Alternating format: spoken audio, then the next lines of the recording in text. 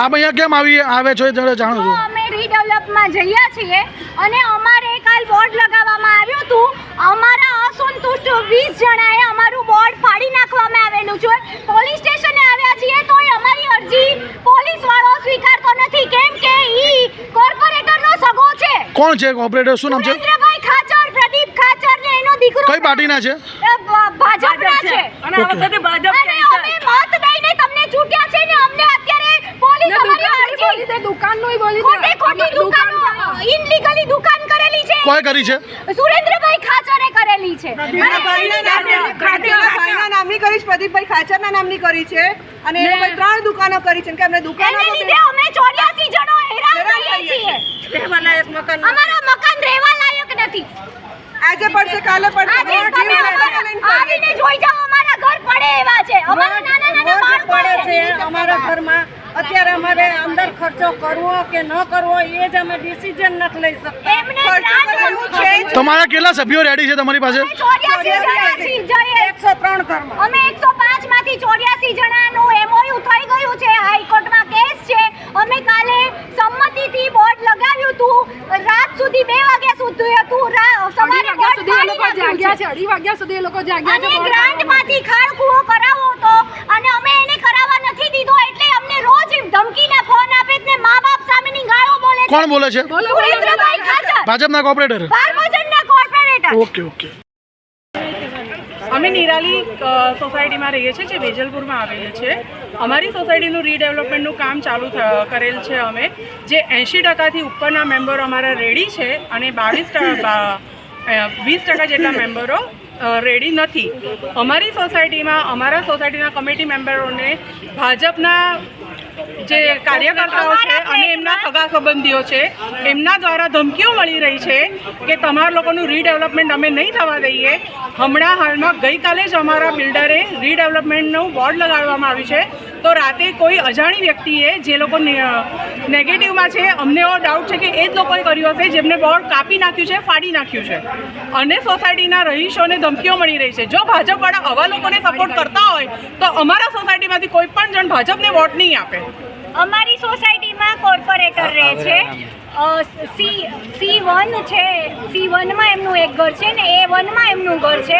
એમણે A1માં ઘરમાં દુકાનો કરી છે અને ઇનલીગલ છે। દાદાનું બુલડોઝર બધે જ ચાલે, પણ ભાજપના નેતાઓ ઉપર ચાલતું નથી। ભાજપના નેતાઓને ભાજપ છાવરે છે અને ઇનલીગલ કન્સ્ટ્રક્શનને લીધે અમારું રીડેવલપમેન્ટનું કામ અટકેલું છે। બિલ્ડર આગળ એણે પર સ્ક્વેર ફીટ 1 લાખ રૂપિયા માગેલા છે। Surendra Khachar, corporator, Sarkhej ward.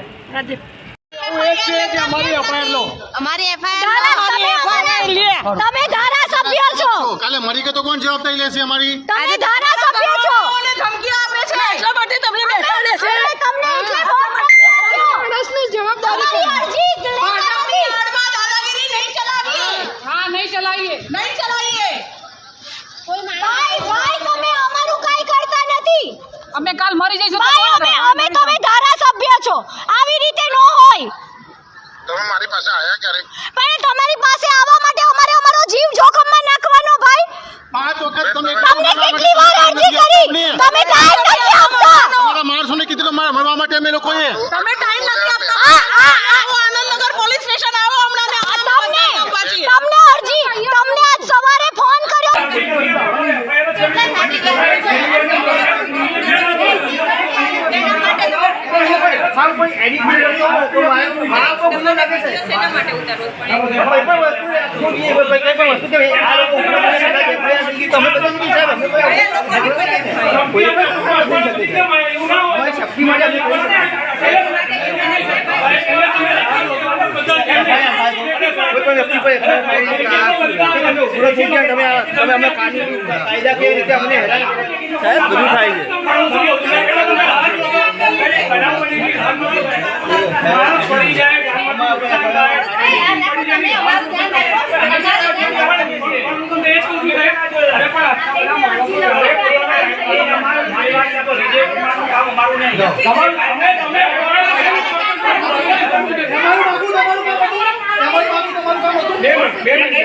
પછી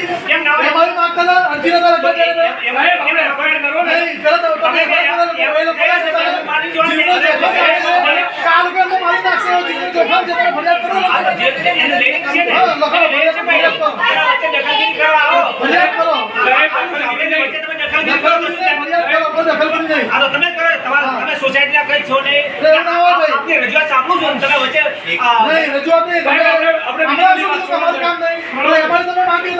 એટલે કોને પાસે કોનું કામ છે?